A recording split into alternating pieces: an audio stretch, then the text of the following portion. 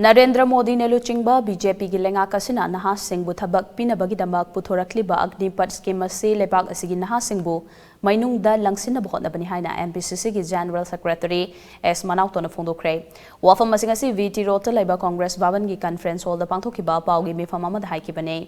महांगना मखा तारदुना लेबाक असिगी नहासिंगबु arm forces ता थबक पिरिबनि हाइदुना चाही मरी खक्तमक थबक तहोनगनि हाइरिबसि नहासिंगी पुंसी अमदि करियरबु मांगहनबनि चाही मरी की सर्विस असी लोयरगा मखा ताना नहासिंगी करी करंब थबक पाइखत पीगदबनो हाइबदो मयेक सेंगना अग्निपथ स्कीम असिदा याउदे अपुनबा अग्निवर सिंगी चादा कुनगा मंगा खक्तमक आर्मी दा रेगुलर ओइना थबक पीरगा लेमहौरिबा चादा हुंबुतरा मंगा असिना करी तौगदौरिबनो लुपा लाख 12 खक्तगी पोस्ट सर्विस ऑनरेरियम ना मियोइबा अमगी पुंसी हिंगबा ngamgadoribra हाइबना चिंगबा लुप होल्स क्या हाइरिबा स्कीम असिदा उबा फंगले लेपाग असिगी नहा सिंगबु जॉब सिक्योरिटी लेतबा थबक अमदा मतम मांगहलगा मी अमगी करियर मांगहनबा हाइबसी थौसल याउदबा थबक अमनि हाइना लवे मरम असिना सेंटर ना पुथोकलिबा अग्निपथ स्कीम असी एंटी पीपल ओइबा प्लान याउदबा थबक अमनि बीजेपी ना लुचिंगबा लेंगाक असिना असोइबा खोंगफम क्या थांखरे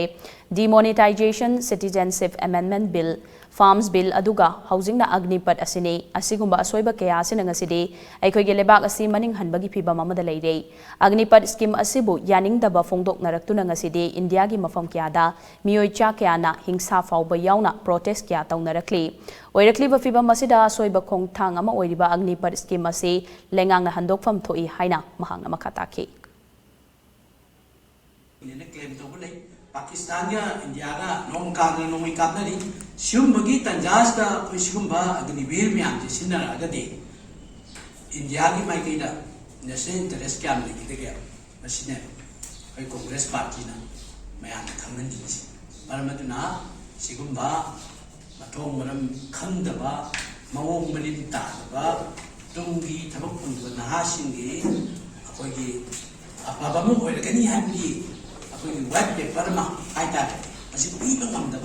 पीब स्कीम नरेंद्र मोदी गवर्नमेंट अरंग अराकी पाउडर खर थादनसे नहासिंग पंथदे खुदम